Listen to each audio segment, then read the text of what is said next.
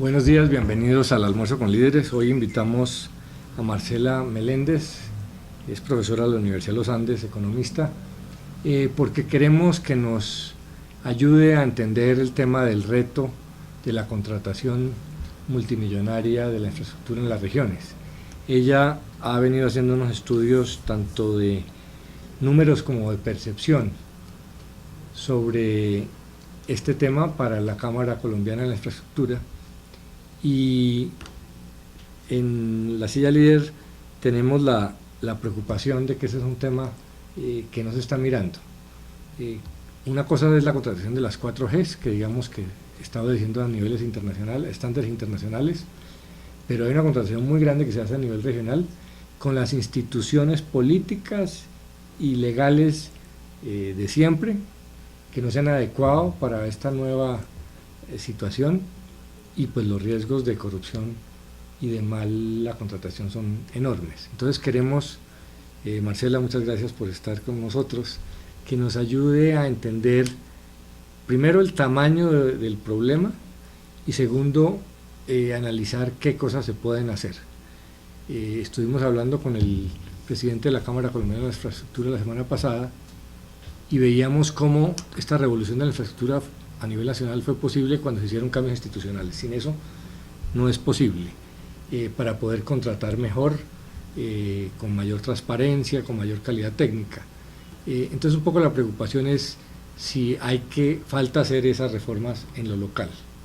En Colombia hay una especie de consenso de que hay unos niveles de corrupción inaceptables en lo local, pero no se está haciendo mucho.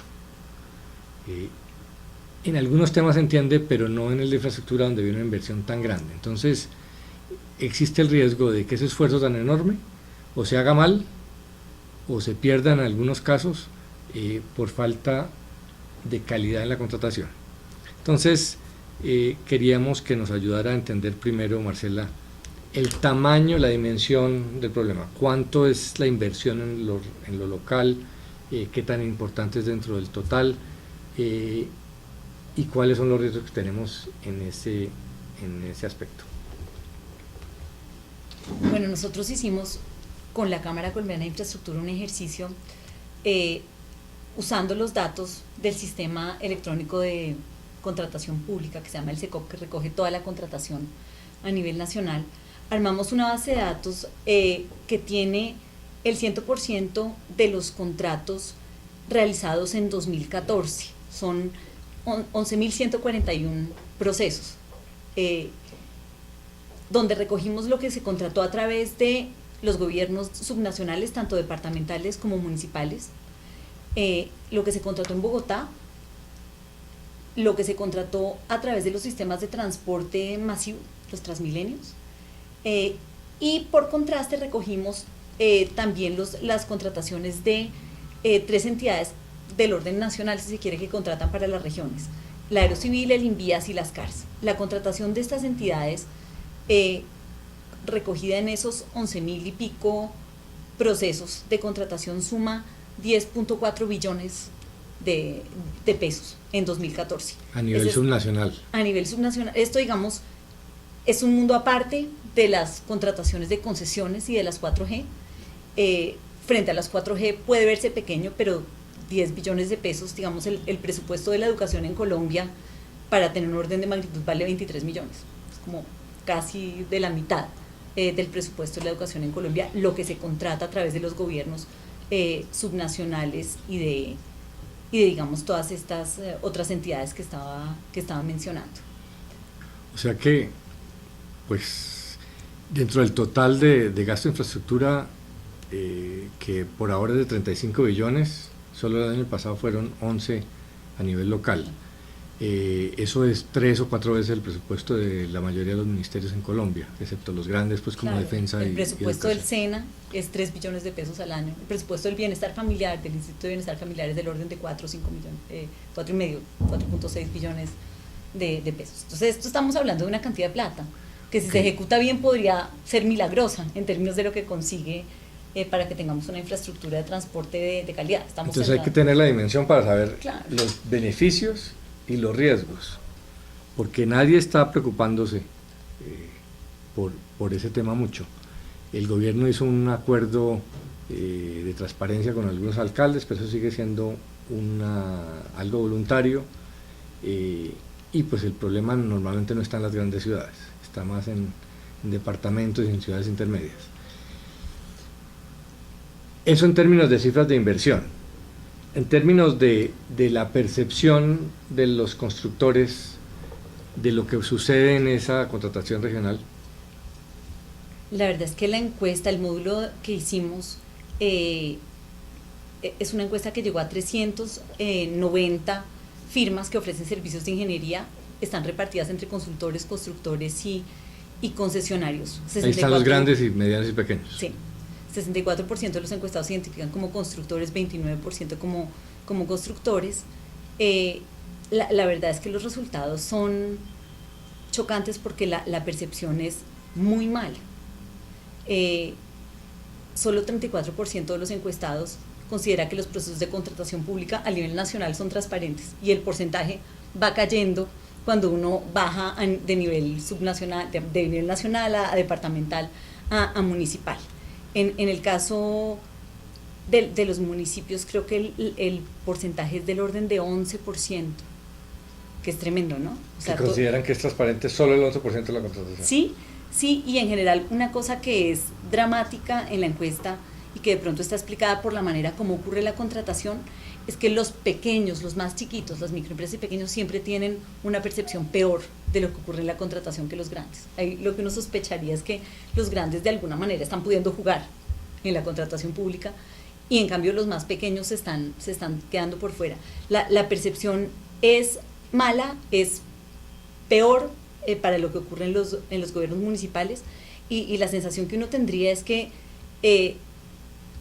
incluso si es una percepción injustificada, porque los gobiernos subnacionales estén haciendo adecuadamente el esfuerzo de contratar, pues hay algo que está funcionando mal y que tendría que cambiar, porque es insólito que haya una percepción tan mala de cómo sucede la contratación.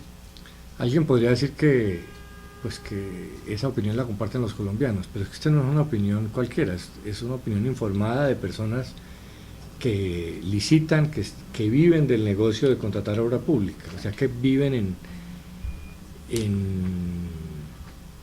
sí mismos el problema. Y puede esto ser exagerado, pero pues lo que demuestra es que hay cero confianza del sector sobre las autoridades nacionales para contratar, y por algo será. Lo increíble es que pretendamos que se inviertan esos 11 billones en esa situación y que no pase nada. Obviamente eso tiene que tener consecuencias, porque la falta de transparencia no es la teoría de que roban pero hacen, porque al robar obviamente se daña la calidad de la obra, se escoge al menos capaz, se hacen ajustes inconvenientes en el proceso. ¿Cómo podríamos decir cómo podríamos medir el costo de esa falta de transparencia o de garantías? No, es tremendo, porque el costo es la infraestructura inexistente, es lo que o no existe o existe de una calidad que no es. Una cosa que es muy impresionante es que un porcentaje muy alto de los contratos, tanto en número como en valor, tiene objetivos de mantenimiento involucrados. Entonces uno pensaría que si se gasta mucha plata en mantener y en rehabilitar obras, deberíamos tener una infraestructura de mucha mejor calidad. Esa es la primera cosa que cuando uno ve los números es como, ¿qué es lo que nos pasa, no? Porque realmente uno ve una infraestructura, vamos a ver qué pasa con las 4G, pero de una calidad regular, a pesar de que se contrata mantenimiento. Una cosa que me impresiona mucho de los datos es que el país construye con una inversión mínima en estudios. Esto es una cosa insólita que, en mi opinión, habla de algo terrible que es el afán político, ¿no? Yo tengo que ya rápido salir a contratar, no tengo tiempo para hacer estudios. El 6% de todos los contratos de 2014 involucran algún tipo de estudios. Los que son solo para estudios son el 1% del valor contratado. O sea, improvisamos a la lata, porque si estamos haciendo, digamos, haría falta ver la vigencia anterior, pero mi sospecha es que si no estamos viendo más inversión en estudios ahora, así debe ser siempre. Así debe ser siempre, y lo que estamos haciendo No, es lanzándonos. antes era peor, porque por lo menos a nivel nacional ahora hay una cultura de hacer Incluso estudios. mira, hay una porción de estudios que es pequeña en número de contratos, pero vale 20% de la contratación del total del que estamos hablando, que involucra estudios simultáneos. Y uno diría, pues mejor estudios simultáneos que nada, pero la verdad es que cuando los estudios se hacen de manera simultánea, se contratan simultáneamente con las obras, lo que termina ocurriendo es que posiblemente hay unos sobrecostos tremendos, porque uno está contratando al tiempo todo y uno no sabe, ¿verdad?, cuánto va a costar la obra, porque es el estudio el que le da a uno una idea de cuánto puede costar la obra. Ese es como uno de los temas que en mi opinión son grandes. Yo creo que uno de los grandes mensajes de lo que uno encuentra es que hace falta tanto simplificar los modos de contratación como estandarizar los procesos. ¿Por qué te digo eso? Yo estoy analizando, pudiendo mirar los resultados por modalidades de contratación, tratando de mirar cómo funciona un proceso que se contrata por licitación pública o por concurso de méritos o por mínima cuantía, que son súper frecuentes, y al final del día uno no ve que ninguno de esos mecanismos estén sirviendo para atraer un mayor número de competidores, y que el porcentaje de procesos que cierran con un solo oferente habilitado en Colombia es muy alto.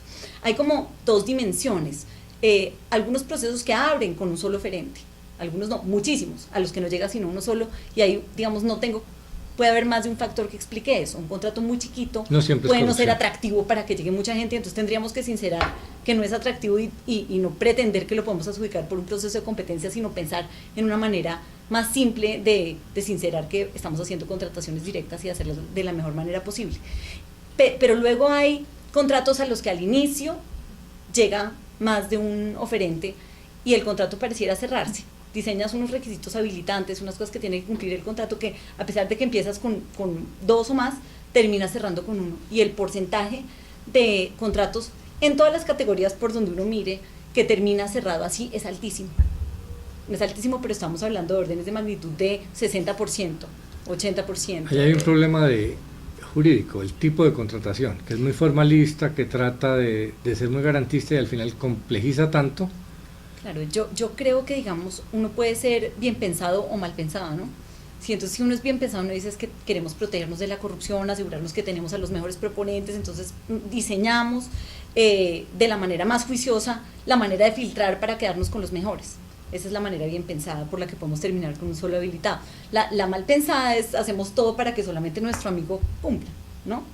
Uno, pues obviamente en los datos no puede distinguir esto, pero sí la proporción de procesos de contratación que tienen un solo proponente habilitado para escoger es altísima. Sí, la realidad es que para el alcalde bien intencionado estos sistemas son un obstáculo, un problema, una rémora. Para el alcalde malintencionado estos excesos son buenísimos. Claro. Es lo que le permite formalmente aparecer cumpliendo la ley mientras se está manipulando la... O sea que sí es un sistema que permite manipulación y que desincentiva la eficiencia en la contratación. Como todas las cosas que nos inventamos para combatir la corrupción, yo creo que estaríamos Sí. mucho mejor si las borráramos de nuestra normatividad. En el caso, digamos, de todos esos procesos alternativos de contratación que tienen diferentes nombres, pero que al final buscan que lleguen competidores para que haya, digamos, un proceso legítimo de competencia de la adjudicación, la verdad es que el resultado es indistinguible. Una cosa que digamos, remacha lo que estoy tratando de decir, entonces es que generalmente hay un presupuesto oficial, ¿no?, con el que se contrata. Cero dispersión. En cualquier tipo de modalidad de contratación, muy bajita la dispersión con respecto al presupuesto oficial. Terminas adjudicando por el presupuesto oficial. Lo que quiere decir, de verdad no nos sirvió el proceso de competencia para conseguir algo que sea más barato de lo que estamos pensando. Yo creo que lo que tú vas a hacer vale 50 millones, tú me cobras 50 millones, listo. ¿Para qué nos damos toda la vuelta por un proceso de competencia?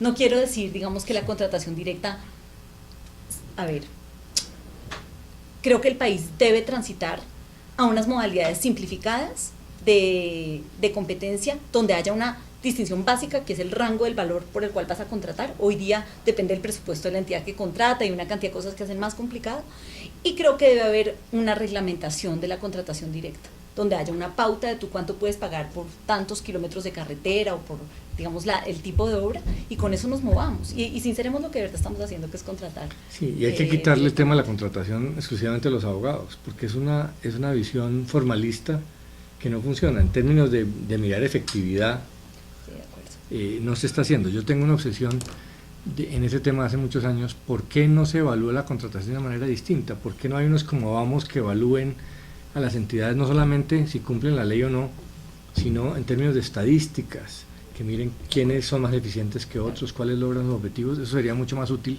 pero tenemos una visión muy formalista de la contratación, ese es el problema. Por eso es tan interesante Esto es ver genial, porque es la enfoque. primera vez que hay algún tipo de datos. Yo he estado fascinada viéndolos. Mira, hay otro tema. Colombia se inventa Colombia Compra Eficiente, la entidad que maneja la PACA Zuleta, que yo creo que es un gran invento y que está tratando, digamos, de transformar el sistema de compras públicas.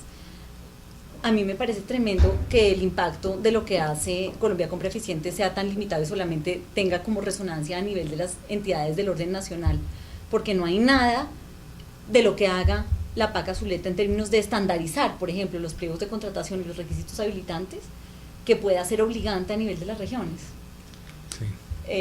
Bueno, eso es una pregunta de abogados, allá vamos a llegar, pero ese es un tema que el llegar. país tiene que sobrepasar, porque no tiene ningún sentido que todo gobierno municipal se esté inventando cuáles requisitos tiene que exigir a un contratista y que eso no sea absolutamente estándar consultando la realidad de la industria. Sí, de acuerdo. Todo ese fenómeno del clientelismo, donde las regiones están en manos de unas castas políticas y económicas, se refleja también en esto, ¿no? Los sectores, las localidades exigen autonomía y en muchos casos no se permite hacer este tipo de controles. Pero mire, hay países que han solucionado estos temas. Claro. ¿Qué soluciones hay a nivel de una contratación más transparente y más eficiente, por ejemplo? Está el tema de los pliegos. Sí, sin duda. O sea, está el tema de los pliegos y de definir lo que se llama un requisito habilitante.